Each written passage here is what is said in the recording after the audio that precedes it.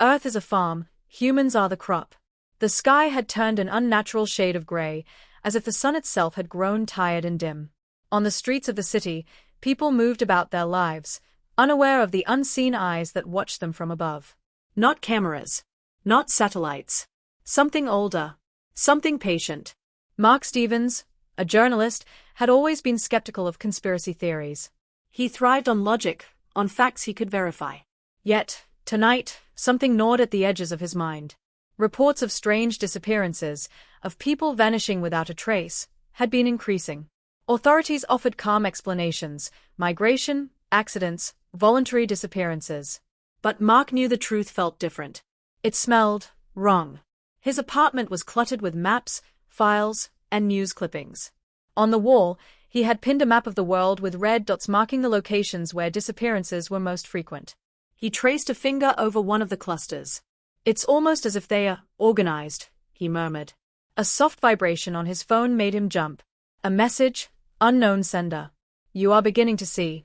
Don't resist. They are patient. You will understand soon." Mark frowned. The words were cryptic, almost poetic. He wanted to dismiss it, but something in the phrasing set his teeth on edge. Later that night, unable to sleep, he stepped onto his balcony. The city lights flickered below him. Above, the stars shone brighter than usual. But he noticed something, a faint shimmer, like a heat wave, hovering in the distance. It moved with intention, a slow drift, watching. Suddenly, a thought struck him. What if humans weren't the hunters? What if we were the hunted? He shook his head. Ridiculous. But the idea refused to leave him. The following morning, Mark visited the library, poring over old texts about civilizations, myths, and unexplained phenomena. Ancient cave paintings, they said, depicted beings from the sky taking humans. Legends told of harvests, of crops that needed tending. Mark laughed bitterly at the thought. Humans, crops? It was insane. Yet, more he read, more patterns emerged. Stories from every continent, separated by thousands of years, all described similar creatures, tall, silent, observing, rarely intervening. Always watching. Always patient. He took notes feverishly. Each detail felt like a puzzle piece. He scribbled in the margins of his notebook. If humans are the crop, then what is the harvest? And why are we unaware? The answer came in fragments. Reports of implants, strange diseases, memory gaps, inexplicable disappearances. It was as if something, or someone, was managing the population with precision. Not like a predator killing for food, but like a farmer tending a field. That evening, he went to the outskirts of the city. There, in the empty fields, he saw it. A structure hovering above the horizon, massive and almost invisible. Its surface shimmered with a metallic iridescence, reflecting the fading sun. His heart raced. This was no plane. No drone. The ground beneath him vibrated subtly, a hum that resonated in his chest. Mark felt watched. He wasn't imagining it. The structure seemed to pulse in response to his movements. A voice, inside his head, soft but unmistakable. You are curious. Good. Curiosity is dangerous. But necessary. Mark stumbled back, clutching his head. The voice wasn't human. It was cold, calm, and alien. He whispered to the empty field. Who are you? The answer came in a tone that was both gentle and terrifying. We are the caretakers. You are the crop. Soon, the harvest will begin. Mark froze. The words burned into his mind. Crop. Harvest. He looked around desperately, but there was no one. Only the faint shimmer of the structure above, silent and patient.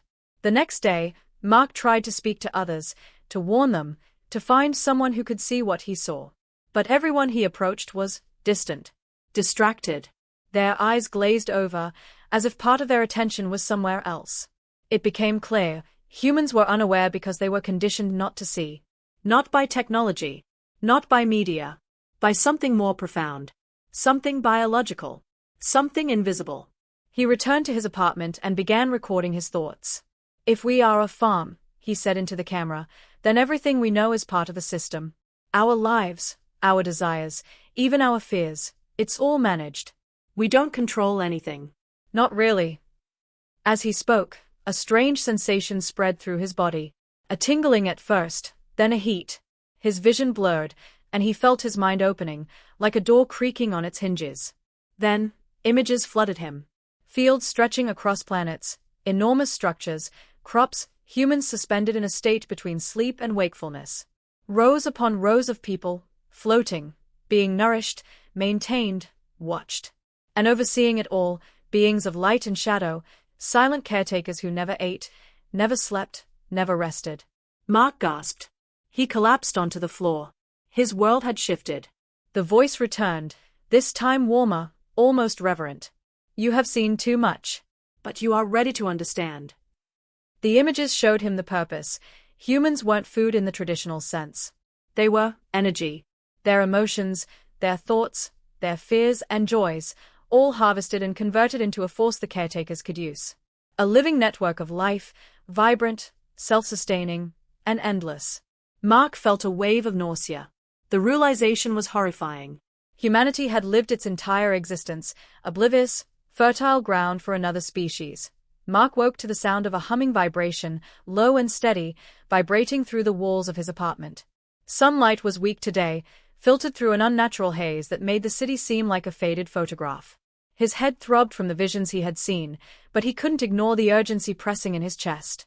He knew he couldn't stay inside. He needed to see the source, to understand the caretakers fully. To understand the harvest. Mark packed lightly, a camera, a notebook, a flashlight, and a small knife. He left his apartment quietly, careful not to alert anyone. On the streets, people moved like automatons. Children played, couples argued, old men shuffled, but their movements felt rehearsed. Smooth, precise, predictable. Like actors in a play whose script had been written long before. He reached the outskirts of the city again, where the shimmer of the massive structure had appeared the night before. As he approached, the ground vibrated stronger, almost like it was alive. The field seemed to stretch further than it should, extending endlessly under the strange haze. Mark froze. The air shifted. The structure above pulsed faintly, a heartbeat in the sky. And then he saw them. They emerged from the shimmer, tall, impossibly thin beings, their forms fluid, almost translucent. Their limbs moved in angles that seemed unnatural, yet graceful. Their eyes, if they could be called eyes, were deep pools of light, absorbing everything without reflection. Mark's breath caught in his throat. He raised his camera and snapped a photo. The flash illuminated the nearest caretaker for a brief second. It turned, or perhaps just focused, on him. Mark felt an invisible pressure push against his mind. A thought was planted, clear and undeniable. You are trespassing. But curiosity is acceptable. Observe. Frozen, Mark watched as they moved among what appeared to be pods rising from the ground. Inside the pods, humans floated, eyes closed, connected to thin, luminous tubes that pulsed with life. Their breathing was shallow, but steady. Energy seemed to flow from them, a faint glow radiating like tiny suns trapped in fragile shells. Mark stumbled backward. He felt sick. Humans, harvested for energy. Their lives, their emotions, their thoughts, all siphoned and converted into something the caretakers could use. One of the beings approached him. It didn't walk, it glided, silent and inevitable. Mark felt compelled to bow, but his legs refused. The being paused, hovering just above the ground. A voice filled his mind, calm and vast. Do you understand now? You are the crop. This world is the farm. All that lives here, all that strives here, feeds the greater balance. Mark swallowed hard. His mind raced. Could he warn anyone? Could anyone comprehend this? Most humans would call him insane. Yet the evidence was all here, pulsing before him. Why us? He whispered into the empty air. Because you are fertile. Your energy is rich. Your fears and joys, your struggles and triumphs, they sustain the cycle. We do not destroy, we cultivate. You live because we care for you. You die, and you return to us, as all crops do. Mark felt a wave of despair.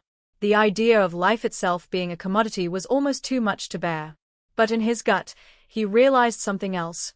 Resistance might be possible.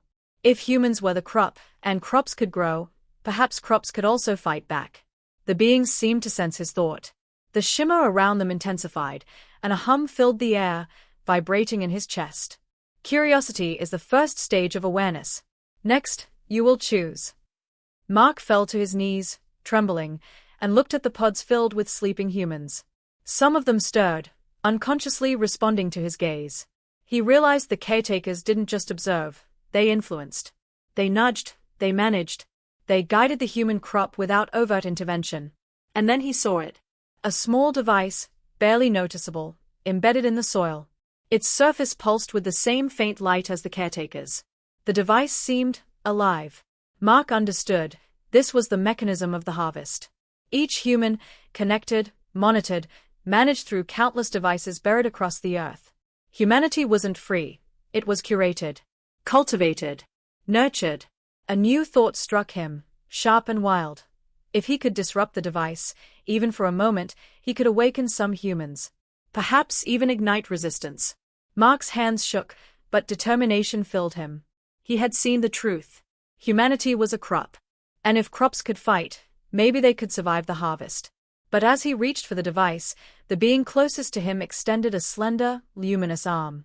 It didn't touch him, but the pressure against his mind was immense. A thought resonated through him, clear as a bell. Choice is dangerous. Choose wisely, or the harvest will come for you first.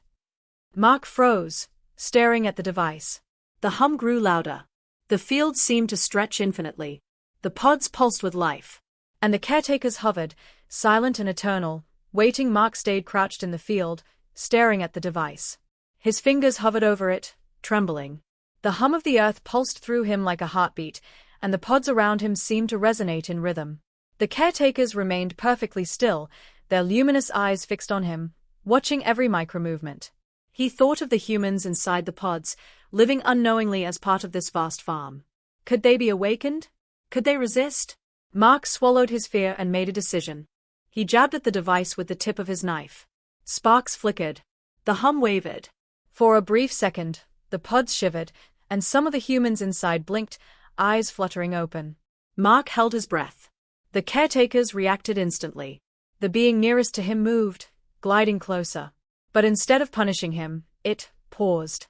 Its eyes focused, curious. A voice entered his mind. Bold. Dangerous. Necessary. Mark's heart raced. The others, some humans were stirring. Groaning softly, reaching out, confusion in their eyes. The field, alive with light and sound, seemed to pulse faster. He realized that the caretakers were not omnipotent, they maintained control only as long as the humans were unaware and passive. Taking a deep breath, Mark pressed further, striking the device harder. It sparked violently, and a shockwave of energy rippled through the soil. The pods shook. Humans screamed as they floated awake, their fear and panic fueling a surge of raw, untamed energy. The caretakers hovered, seemingly absorbing the chaos, analyzing it. You are learning, the voice said, calm but warning. Do not mistake freedom for safety. Mark moved among the pods, trying to help humans down safely. Some stumbled to the ground, dazed, but alive. Others cried, terrified.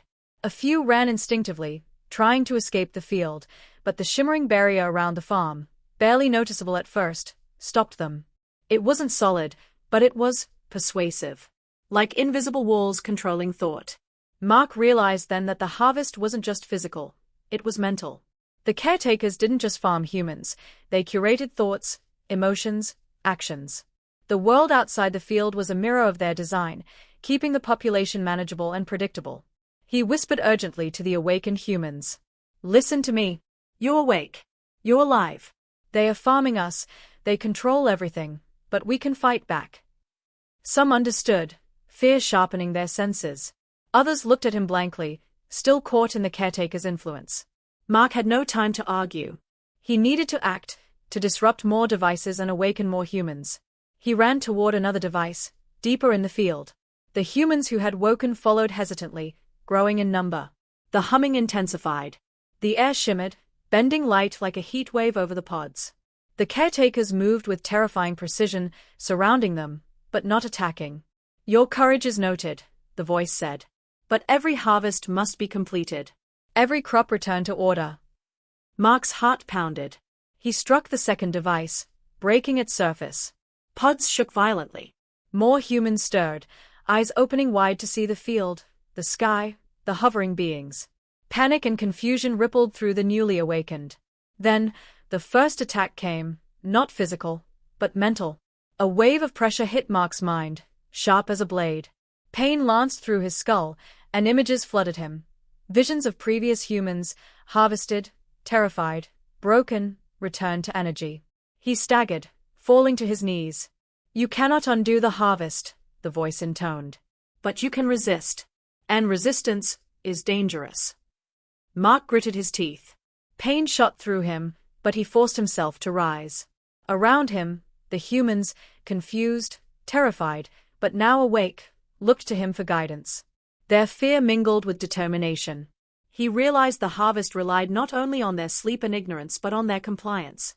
If humans could see, if they could fight together, perhaps the caretaker's control could be weakened. The thought gave him hope.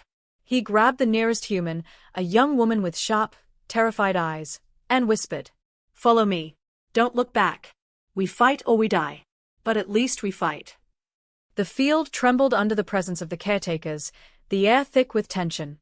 Sparks flew from the disrupted devices, and more pods shivered violently. The awakened humans began to scream, cry, and run, breaking the illusion of control for the first time in centuries. The caretakers hovered silently, observing, calculating. Mark realized then, the harvest was not inevitable. But the cost of defiance was high.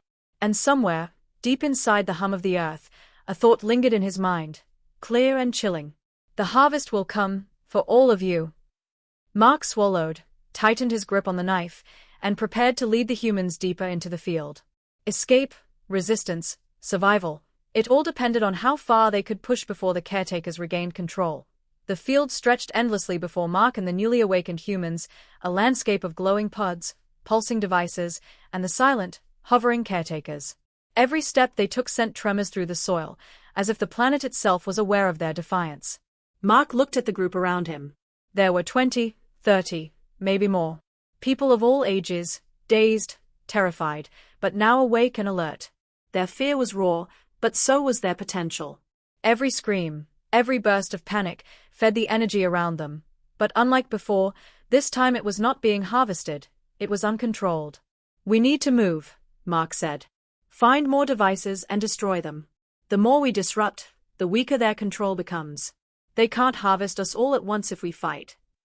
A man named Daniel, who had opened his eyes only moments ago, shook violently. "They'll kill us. Those things, they can control our minds. How can we fight them?" Mark swallowed hard. "We don't fight like humans usually fight. We fight by being unpredictable, by resisting what they expect. If they anticipate our behavior, they control it. If we act against expectation, we have a chance." The humans nodded, some hesitantly, others with newfound resolve. Together, they moved toward another cluster of devices deeper in the field. The pods pulsed faster as they approached, as if the caretakers sensed the growing defiance. The first device was massive, taller than Mark, with its core glowing like molten metal. He raised his knife and struck it. Sparks flew, and the humming grew into a roar, vibrating in his chest. Humans and nearby pods convulsed violently, breaking free, screaming, and tumbling onto the ground. The caretakers reacted immediately. 3 of them descended, gliding over the ground with fluid grace. Their presence was terrifying, their gaze suffocating. The air thickened, and Mark felt the invisible weight of their minds pressing on him. "Resistance is noted," the voice intoned, "but fruit cannot escape the orchard." Mark realized that the caretakers weren't attacking physically, they were attacking mentally. Thoughts and memories were pushed and pulled like puppets. Fear, doubt, despair, these weapons could break the strongest mind. He shouted to the humans around him. "Focus. Don't let them control you. Your mind is yours." For a moment, panic threatened to consume them all. But then something remarkable happened. A ripple of defiance spread. Each awakened human found a tiny spark of awareness, refusing the mental pressure, anchoring themselves to their own thoughts. Mark saw the caretakers hesitate. Their confidence faltered. They had maintained control for centuries by exploiting the predictability of human minds. Now, unpredictability, raw, chaotic, emotional, was their weakness. "Good," the voice admitted, almost approvingly. "You are learning." "But the harvest is eternal." Mark pressed the knife into the device again, breaking its glowing core. The device exploded in a surge of energy, sending humans flying backward. But the field itself seemed to react. Pods began to crack and collapse, releasing more humans into consciousness. The energy around them shifted. It was wild, chaotic, dangerous. "Keep moving," Mark yelled. "We destroy them, one device at a time. "If we break enough, we can force them to retreat." The humans obeyed. They ran from device to device, striking and destroying. With each destruction, more humans awoke. The field, once calm and orderly, erupted into chaos, screams, running, glowing energy everywhere. The caretakers hovered, analyzing, adapting. They did not retreat. They were patient. But now, for the first time, Mark realized something critical. They were not invincible.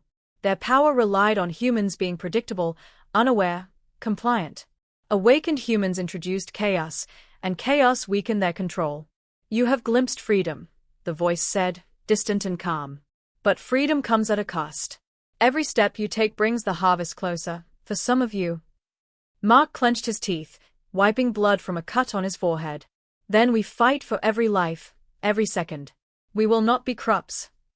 And with that, the humans surged forward, a chaotic wave of living resistance in the heart of the alien farm. The caretakers hovered above, silent and patient, but now marked by the first hints of doubt, a ripple in eternity. Mark led the charge toward the next cluster of devices, the field alive with both fear and hope. Every destruction fueled the humans, every scream weakened the caretakers' control. For the first time in centuries, humanity fought, not as the harvested, but as the harvesters of their own destiny. The battle for Earth had begun. The field had become a battlefield. Sparks from destroyed devices lit the murky sky, casting shadows of running humans and hovering caretakers. The hum of energy had grown into a deafening roar, shaking the ground beneath them. Mark led the humans, exhausted but determined, toward the largest cluster of devices yet, a massive array of pods stretching like a city in miniature. "This is it," Mark whispered. "The core. If we destroy this, we disrupt the harvest entirely." The humans around him nodded, fear and courage mingling in their eyes. Many had never held a weapon, never struck at anything beyond survival. Now, they were fighting not just for themselves, but for the truth of all humanity. The caretakers hovered silently above the core, their forms glowing faintly against the gray sky. Mark noticed something strange. The larger their concentration, the slower their movements. The more humans resisted, the more energy they had to expend to maintain control. "They are clever," the voice said, calm but tinged with irritation. "But cleverness does not undo purpose." Mark's heart pounded. The truth was coming into focus. The harvest was not just energy, it was order, control, the sustaining of a balance the caretakers considered sacred. Humans were fertile, yes, but also unpredictable. The caretakers needed that energy harvested without chaos, without rebellion. Mark reached the first device of the core. Its surface pulsed violently, almost alive. He pressed his knife against it, and the glow flared. Pods cracked and collapsed, humans screaming and tumbling out, awake for the first time. The caretakers reacted instantly, sending waves of psychic pressure that rippled through the minds of humans. Pain, fear, despair. Mark felt each wave like a hammer.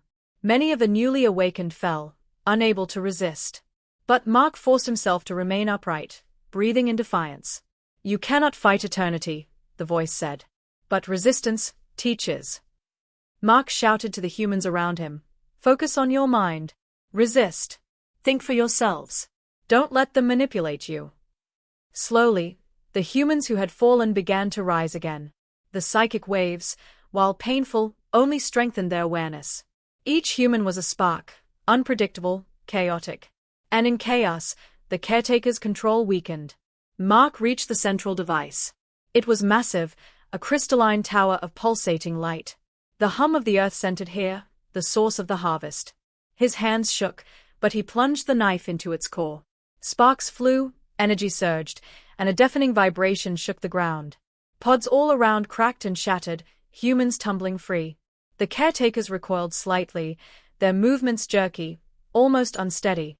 "Impossible," the voice hissed. "The harvest cannot fail." Mark looked at the humans around him, exhausted, bleeding, terrified, but alive. For the first time, he saw hope. Together, their chaos was stronger than the caretaker's order. Freedom is within reach, he whispered, eyes blazing. The caretakers, sensing their weakening control, surged downward. Mark could feel their immense power pressing against him, trying to bend his mind, to break him. But he stood firm, drawing strength from the humans around him. They shouted, screamed, willed themselves awake. Energy erupted in waves, and the sky shimmered with raw power. Then Mark understood. The harvest was not merely about sustenance.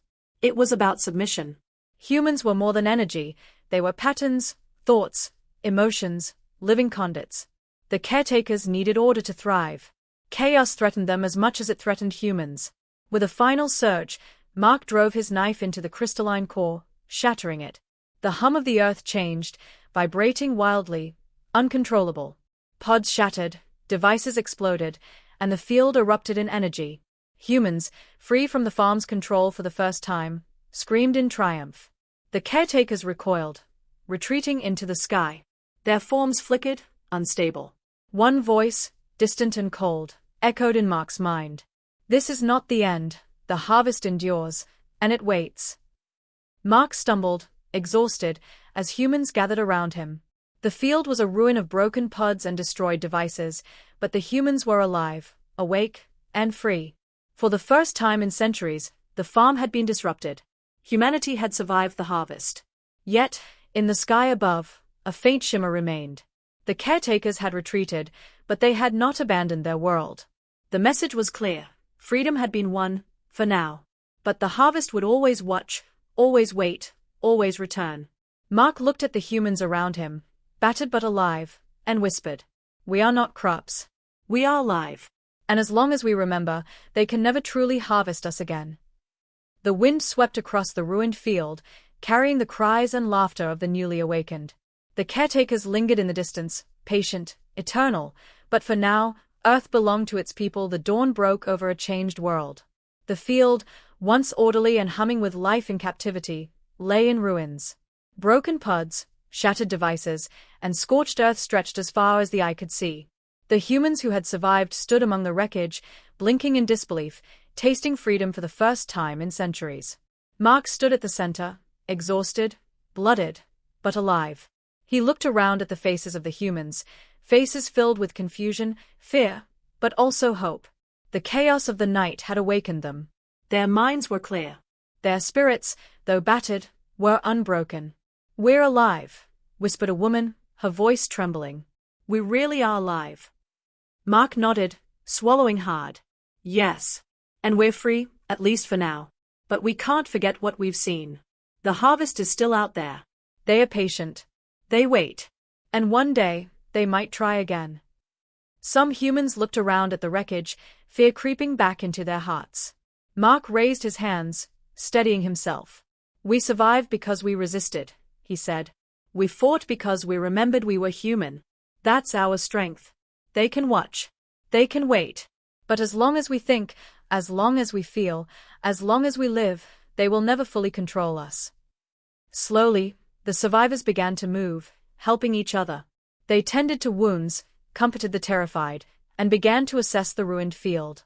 It was a place of horror, but now it also held possibility. Humanity had seen its vulnerability, and survived. That knowledge alone was power.